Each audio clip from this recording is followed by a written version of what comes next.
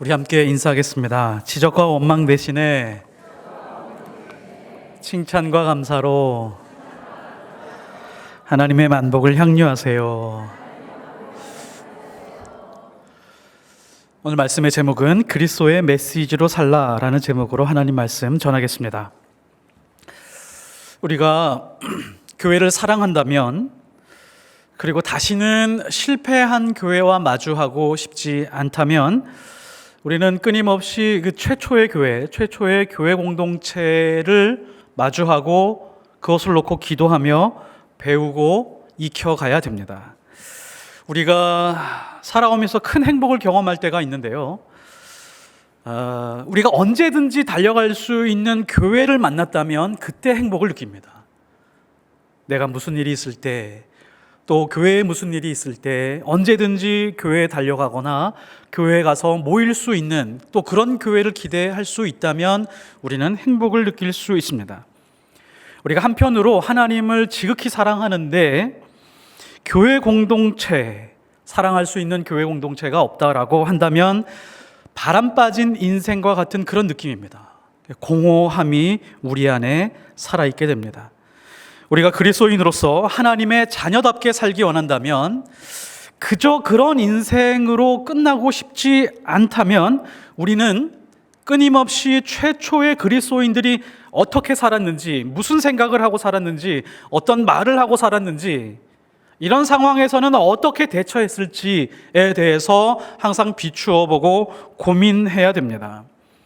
우리가 그리스도인임에도 그리스도인으로서 살아가는 기쁨을 경험하지 못하고 있다면 마치 웅덩이에 고여있는 고인물 같은 그런 인생을 살 수밖에 없습니다. 인생에 유익이 없습니다. 인생에 기쁨이 없게 됩니다. 최초의 그리스도인들이 가장 먼저 한 일들을 한번 잘 살펴보십시오. 이 사람들 존재를 한번 잘 살펴보십시오. 이 사람들은요, 성공한 사람들이 아니었습니다. 그렇다고 이렇다하게 내세울 만한 직업도 없었고, 누군가에게 변변하게 소개할 만한 그런 자신 있는 타이틀을 가지고 있는 사람들이 아니었습니다. 그냥 평범하게 살아가면서 그렇게 살다가 가던 길을 멈추고 걸을 수 없는 사람에게 주목했을 뿐입니다. 그 사람을 만나서 가슴에 가득한 확신을 가지고 예수 그리스도 이름으로 선포한 다음에 그 사람의 인생이 다시 회복되어 그 사람답게 살아갈 수 있도록 도와주는 그런 일을 했었습니다. 베드로와 요한이 있습니다. 이 사람들 한번 잘 살펴보십시오. 인간적으로 한번 잘 살펴보십시오. 내세울 만한 게 아무것도 없습니다. 내세울 만한 게 있어서 누구를 도와주지 않았고, 그냥 있는 모습 그대로, 지금 사는 형편과 모습 그냥 그대로였습니다. 근데 이것이 사도행전에서 매우 귀중한 메시지 중에 하나입니다. 어떤 사람이 충분한 준비 기간을 거쳐서 어느 정도 실력을 쌓은 다음에 그 다음에 하나님이 사용하게 되는 것이 아니라, 지금 있는 그대로, 부족하면 부족한 그대로, 지금 연약하면 연약한 그대로 성령과 함께 예수님의 길을 따라가고 있었던 것입니다. 자격과 조건을 갖춘 다음에, 형편이 좀 더 나아진 다음에 순종하고 행동한 것이 아니었다라고 하는 것을 사도행전은 계속해서 말씀하고 있습니다. 자, 이분들이 살아가는 방식을 한번 잘 살펴보십시오. 예수님의 삶과 한번 비교해 보도록 하겠습니다. 예수님은 이 땅에 오셔서 성령을 받으셨습니다. 성령이 아니고서는 사역을 시작하지 않으셨습니다. 그 다음에 세례를 받으셨죠. 세례 요한에게 세례를 받으신 다음에 사역을 시작하셨습니다. 사역을 시작하셨을 때 걷지 못하는 사람을 치유하시고 걷게 하셨습니다. 절망에 빠지고 좌절해 있는 사람들에게 희망과 소망을 가지는 일을 해 주셨습니다. 그러다가 요한복음 10장 22절에 보면 예수님이 솔로몬 행각으로 가십니다. 솔로몬 행각에서 변론을 하시는데 유대인들이 듣기에 마땅치 않았나 봅니다. 탐탁하지 않았습니다. 그래서 돌로 쳐서 예수님을 죽이려고 했습니다. 며칠이 지났습니다. 예수님은 공회에 붙들려 가시고 조금 있다가 십자가에 못 박혀 죽으셨습니다. 최초의 교회와 그리스도인들의 삶을 한번 잘 보십시오. 오순절 성령 마가다락방에서 성령이 아주 크게 임재하셨습니다. 그 다음에 3,000명의 세례받는 사람들이 나오기 시작을 했습니다. 공동체를 이루기 시작을 했습니다. 일상으로 돌아갔는데 그 일상에서 처음으로 일으킨 기적이 걷지 못하는 사람을 걷게 만드는 일이었습니다. 좌절에 빠진 사람들, 자기 인생의 한계에 빠져 있는 절망에 빠진 사람들이 걷게 할 뿐만이 아니라 인생의 소망을 주기 시작을 했습니다. 그 다음에 어디로 갔는지 보십시오. 솔로몬 행각으로 갔습니다. 이 솔로몬 행각이라고 하는 것은 위험한 곳이죠.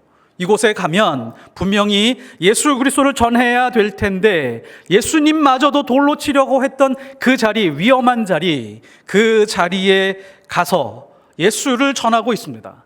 그 다음에 어디로 갔는지 한번 보십시오. 4장에 가면 공회에 붙들려 갑니다.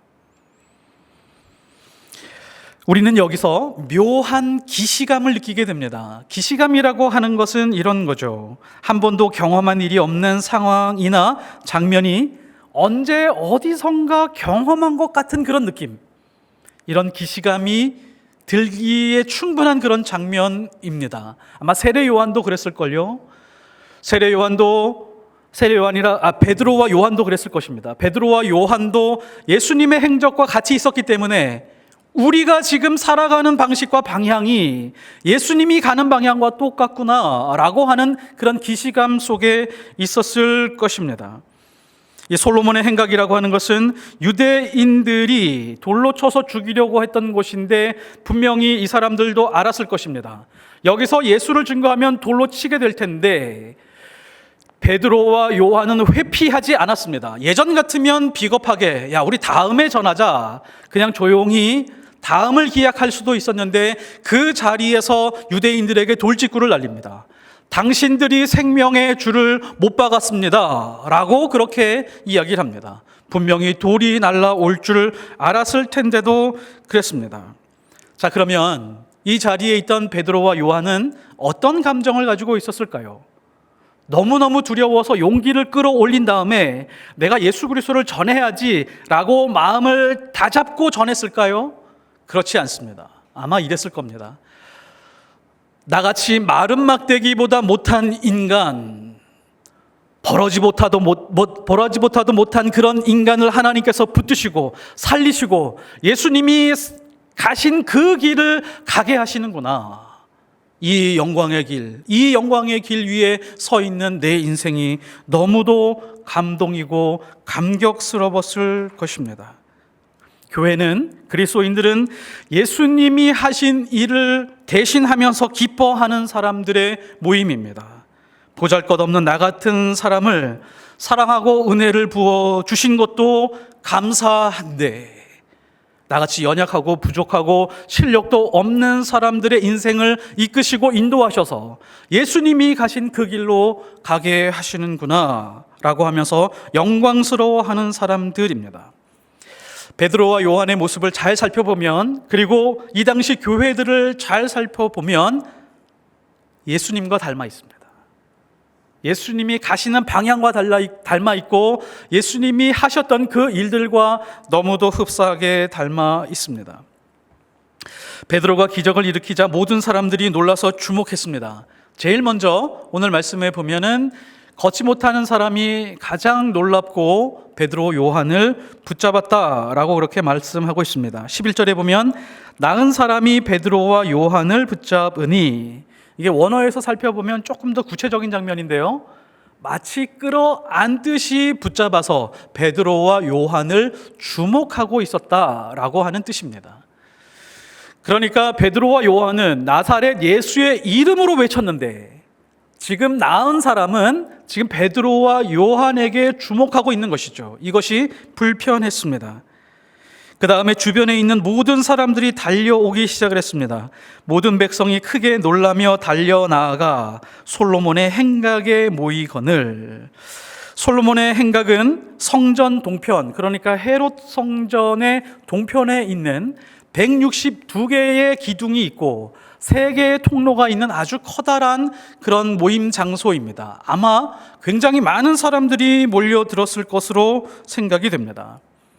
나사렛 예수 그리스도의 이름으로 선포하고 외쳤지만 그 자리에 모여있는 모든 사람들은 나사렛 예수의 이름에는 관심이 없었고, 베드로와 요한에게 어떤 특별한 능력이 있구나, 저 사람들은 비범한 사람들이구나, 저 사람에게 무엇을 얻을 수 있을까에 대해서 주목하여 모인 사람들입니다. 그러자 베드로와 요한이 강력하게 외치기 시작을 했습니다. 이스라엘 사람들아, 이 일을 왜 놀랍게 여기느냐? 우리 개인의 권능과 경건으로 이 사람을 걷게 한 것처럼 왜 우리를 주목하느냐? 자신들에게 주목하는 것에 대해서 굉장히 불편하게 생각했습니다. 우리는 주목받을 존재가 아닙니다. 이 모든 일의 근원은 예수 그리스도가 있습니다. 라고 외치는 것입니다. 그리스도인들이 존재하는 이유가 바로 이것입니다. 예수님이 우리를 사랑하셔서 우리를 새 생명 되게 하셨기 때문에 그 다음에 우리가 해야 될 일은 우리의 인생은 지워가면서 예수님으로 채워가는 것입니다. 이것이 그리스도인의 성품이요, 그리스도인이 해야 될 가장 중요한 일입니다. 만일에 이 일에 관심이 없다면, 이러한 것으로 자기 신앙을 지키려고 하지 않는다면 진정한 그리스도인이 아닐 수 있습니다. 신약 성경에서 가장 많이 강조하는 것 중에 이거죠. 예수 안에 있느냐, 예수 밖에 있느냐. 예수 안에 있으면 하나님이 주시는 능력과 은혜 가운데 거하게 될 것이다. 새로운 사람, 새로운 능력으로 살아가게 될 것이다 라고 말하지만, 예수님 밖에 있으면 결국에는 슬피 울며 이를 갈미 있을 것이다 라고 그렇게 외치고 있습니다. 내가 예수 안에 있다라고 하는 가장 강력한 증거가 무엇일까요? 그것은 바로 요한복음 3장 30절에 나와 있는 말씀입니다. 그는 흥하여야겠고 나는 쇠하여야 하리라. 이것이 우리 안에 점점점 배어 들어와야 됩니다. 나는 점점 쇠하고 예수님이 흥하는 그런 인생, 내가 내 인생에서 만나는 모든 유익을 내가 취하고 있다면 나는 예수님 바깥에 있는 것입니다. 하지만 누군가가 나를 칭찬하고 내가 칭찬받는 사소한 것까지도 예수님이 드러나게 할 수 있는 마음이 있다면 정확히 예수 안에 있는 사람입니다. 우리는 이런 삶을 사모하고 이런 삶을 살아가야 됩니다. 헨리 나우엔이라고 하는 분이 있습니다. 이분은 인간의 고난을 깊이 이해하려고 했던 심리학자입니다. 그리고 카톨릭 예수회의 사제입니다. 이 사람은 실력이 뛰어났던 사람입니다. 그래서 30대 초반에 노트르담 대학교, 그러니까 카톨릭 계열이죠, 그 대학의 교수가 되었습니다. 계속해서 공부했습니다. 신학 공부를 하고 그 신학도 굉장히 탁월해서 1971년에 예일대학교 교수가 되었습니다.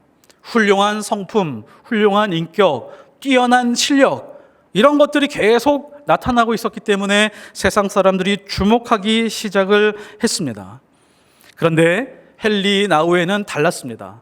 많은 사람들이 자신을 주목하고 있는 것에 대해서 몹시 불편하게 느끼기 시작을 했습니다.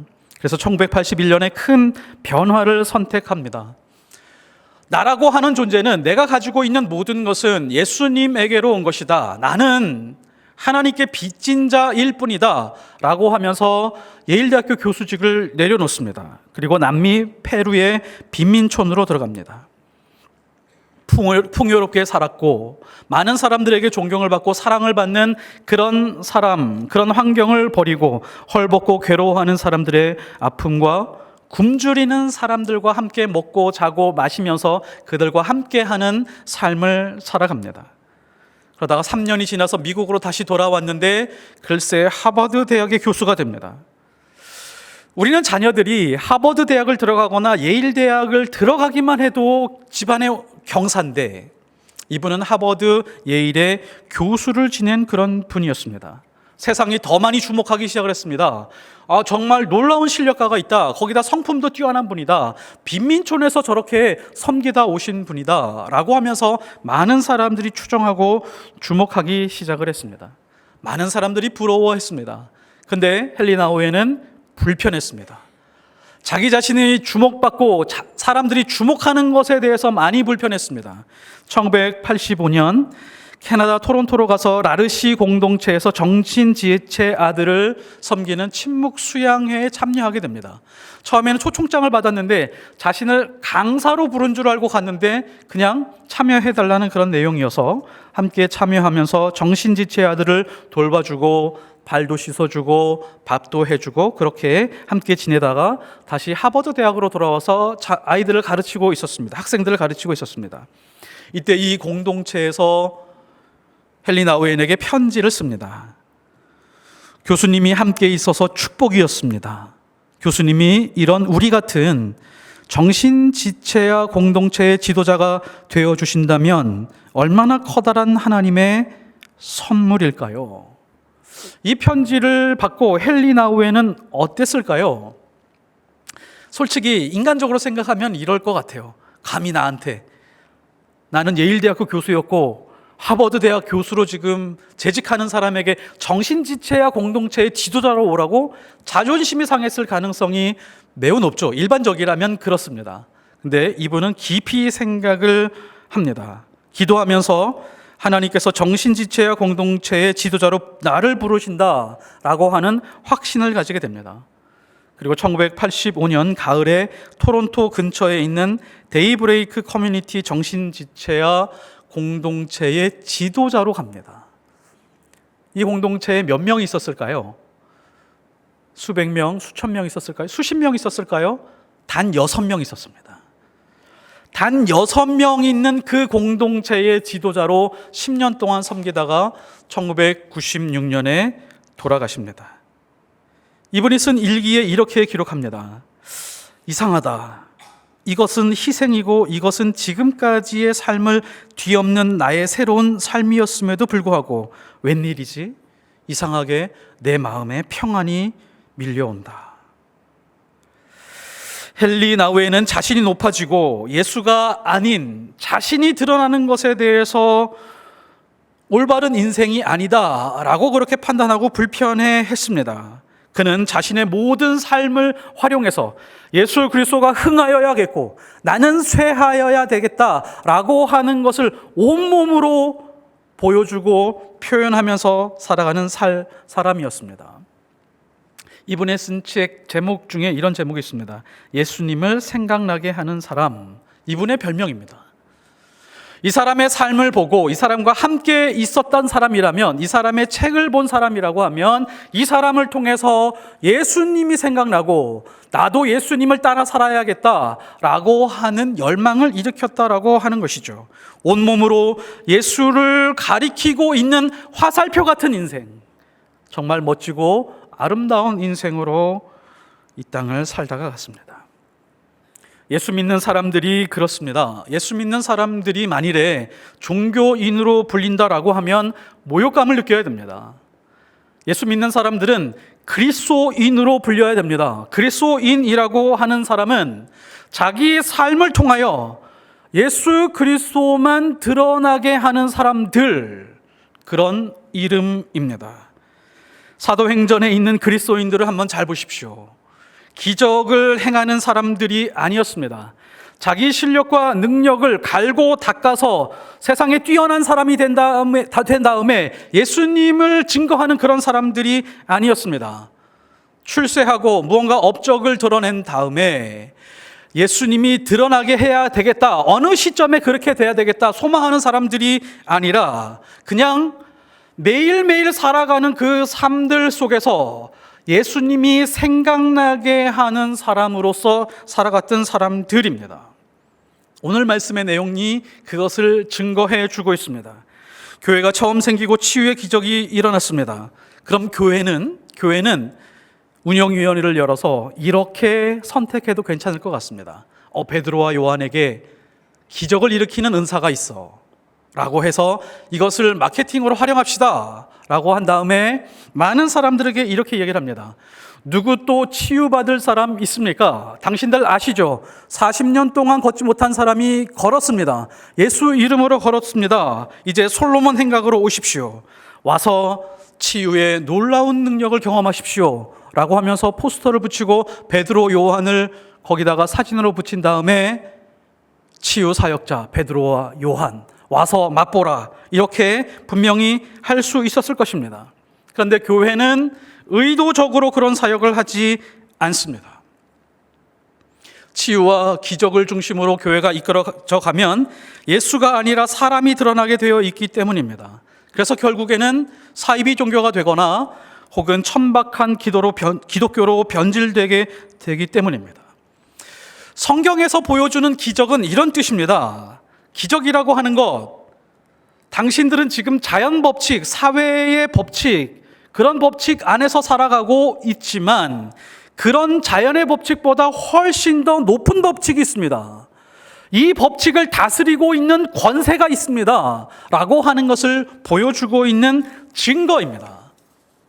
더 중요한 부분이 있는데요, 성경 안에서 드러나고 있는 이 기적들은 그 뜻이 있습니다. 언제나 예수 그리스도를 통해서 하나님과 회복되는 것이 초점이 있습니다.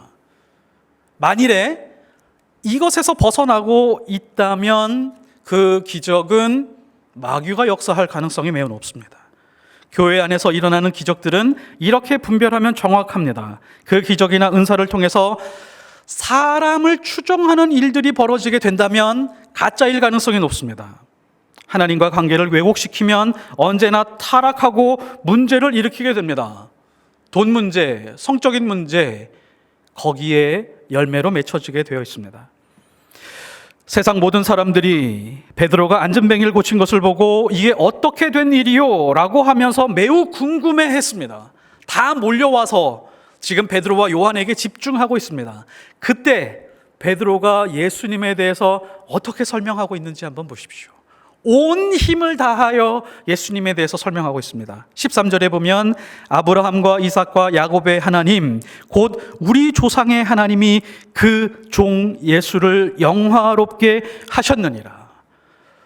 역사 속에서 운행하시고 아브라함을 선택하시고 우리 민족을 이끌어 오시며 섭리하셨던 그 하나님이 예수 그리스도를 결국에는 영화롭게 하셔서 일어난 일이 바로 이 일입니다 라고 설명하고 있습니다. 그리고 14절에는 거룩하고 의로우신 이라고 예수님에 대해서 설명합니다. 이 예수님은 흠이 없는 분입니다. 결점이 없는 분입니다. 완벽하신 분입니다. 완벽한 사랑을 가지고 있는 그런 성품을 가지신 분이십니다. 그리고 15절에 생명의 주, 계속해서 예수님에 대해서 입체적으로 설명을 하고 있습니다. 예수님을 계속해서 설명하고 있다는 것은 자기 자신을 계속해서 철저하게 지어가고 있다는 것과 동일합니다. 지금 이 일은 생명의 주님이 하신 일입니다. 이 생명의 주도 굉장히 중요한 의미를 가지고 있는데요, 주님이라고 하는 단어가 원래는 헬라어로 큐리오스입니다. 많이 들어보셨을 거예요. 근데 여기서는 큐리오스를 쓰지 않고 아케고스라고 하는 단어를 씁니다. 생명의 창시자, 생명을 시작하신 분, 이렇게 표현하고 있습니다. 이 생명을 시작하신 분이 예수님이 걷게 하신 것입니다. 그리고 베드로가 나사렛 예수 그리스도 이름으로 일어나 걸으라 라고 하는 이 부분도 한번 잘 살펴보십시오.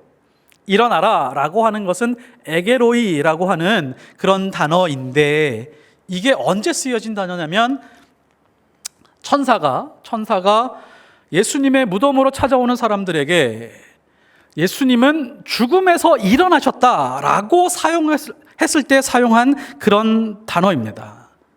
그리고 베드로는 이렇게 설명하죠. 이렇게 멋지게 마무리합니다.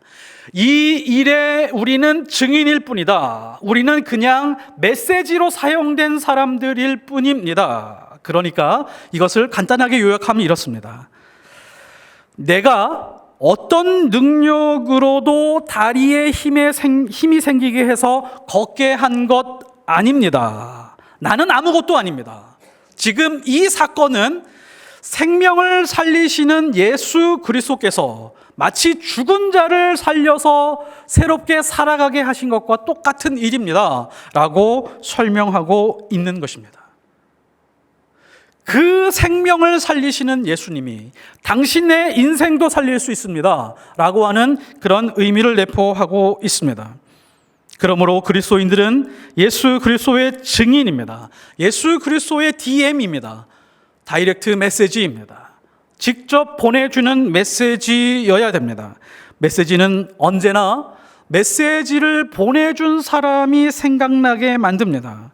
만일 우리가 이런 증인의 삶, 메시지의 삶에 관심이 없다면 우리의 믿음은 잘못 짚고 있는 것입니다. 우리의 신앙은 엉뚱한 데를 짚고 있는 것입니다. 만난 지 한 달 된 남녀가 있었습니다. 어느 날 데이트를 끝내고 골목길을 지나서 여자친구의 집 대문 앞에 섰습니다.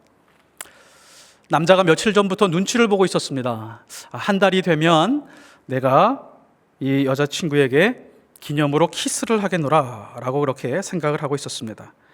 그래서 남자는 멋있게 손으로 팍 대문 옆 벽을 치며 여자를 벽으로 몰아붙이고 말했습니다. 오늘 키스해 주기 전엔 못 들어가. 안 돼. 집에 엄마 아빠가 다 계신단 말이야. 굉장히 부끄럽게 이야기를 했습니다. 아무도 안 보는데 어때? 한 번만 해줘. 이렇게 하면서 30분을 실랑이를 벌이고 있었습니다. 30분이 좀 지났을 때 그때 갑자기 대문이 덜컥 열리더니 여자친구의 동생이 문을 열고 나왔습니다. 언니, 아빠가 그냥 한 번 해주고 보내래. 그리고 남자를 한번 째려보더니 아저씨, 인터폰에서 손을 좀 떼주실래요? 긴장해서 벽을 잘못 짚고 있었던 것입니다. 너무 오랫동안 짚고 있어서 그 다음날 너무 창피해서 헤어졌다고 합니다. 교훈이 있습니다. 잘못 짚으면 사랑이 깨진다. 우리의 믿음도 그렇습니다. 우리의 믿음이요, 얼마나 잘못 짚고 있는지 모릅니다.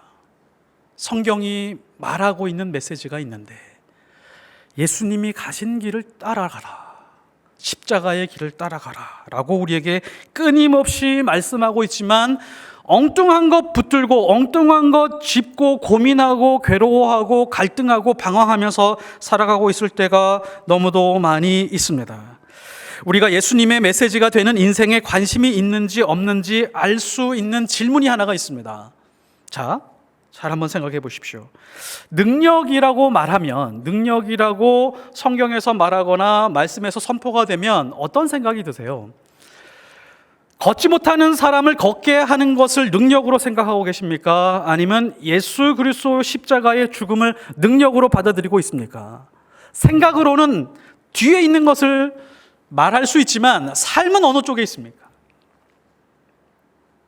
우리가 선택하는 삶은 항상 눈에 보이는 능력, 실력, 겉으로 드러나는 그 무언가에 매여 있지만 성경은 항상 우리에게 무엇이 능력이라고 말하면 예수 그리스도의 죽음이 능력이다.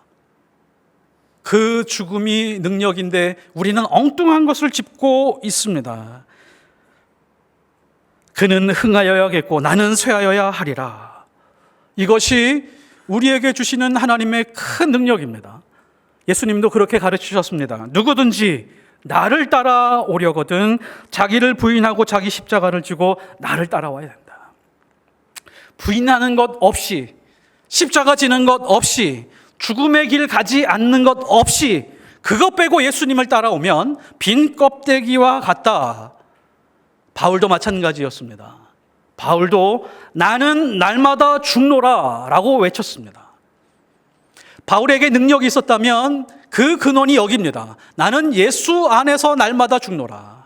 나는 언제든지 죽을 준비가 되어 있다. 예수 그리스도의 이름이 높아지기만 한다면 언제든지 하나님 곁으로 갈 수 있는 그런 마음을 가지고 있다. 더 가지고 더 잘되고 더 만족하는 것이 능력이 아닙니다. 우리도 또한 성령을 받았고 그리고 세례도 받았으며 아름다운 공동체도 만난 적이 있고, 그 다음에 우리가 가야 될 곳이 솔로몬의 행각을 지나서 예수님이 가신 그 길을 따라가는 것이 우리의 능력입니다. 예수님의 증인으로 산다는 것, 예수님의 메시지로 산다는 것이 뭐죠? 우리의 삶을 통해서 예수가 생각나게 하는 삶입니다. 우리의 온 인생을 통해서 우리의 온 인생이 예수님을 가리키는 화살표와 같은 인생, 그 인생을 살면 어떻게 되는지 아십니까? 가난한 사람들을 부욕해 하는 인생이 됩니다. 영적으로 죽은 사람들이 예수 그리스도로 말미암아 부욕해 하는 그런 인생을 살게 됩니다. 이 땅에서 무엇을 더 원하십니까? 돈을 좀 더 벌으셔야겠습니까? 더 건강하셔야 되겠습니까? 좀 더 높은 자리가 필요하신가요? 그것을 갈망하고 계십니까? 성경이 말하고 있는 능력은 그것들과 상관이 없습니다. 볼품이 없는 외모, 초라한 모습, 상처와 고난과 채찍질을 통해서 하나님은 예수님을 영화롭게 하셨습니다. 만일 우리가 정말 진리의 말씀 그 길을 따라가고 있다면, 하나님을 사랑하고 예수님이 가신 그 길을 따라가고 있다면, 하나님께서 우리를 동일한 방법으로, 동일한 고난으로, 동일한 고통 속에서 예수님을 따라가도록 만들어 주시고 그 인생을 이루어 가시게 될 것입니다. 때로는 짓밟힌 것 같은 마음, 길어지는 실패, 막막함, 내 힘으로 넘어설 수 없는 한계, 내가 사랑하고 붙들었던 것이 사라지는 상실감, 그런 자리에서 하나님은 능력을 행하시고 우리를 붙드시고 우리를 진리 위에 세우시며 예수님의 길을 따라가게 만드십니다. 예수님이 우리에게 마지막으로 남겨주신 유언과 같은 말씀이 있습니다.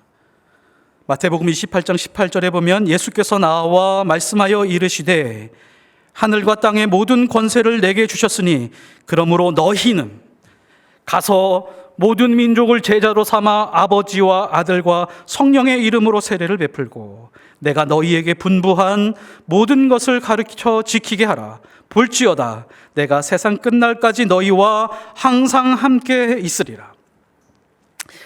이 말씀을 뒤에서 거꾸로 읽어볼 필요가 있습니다. 예수 그리스도로 사는 것이 부요한 인생이야? 그게 가장 부요한 인생이야? 그것이 최고의 능력이야?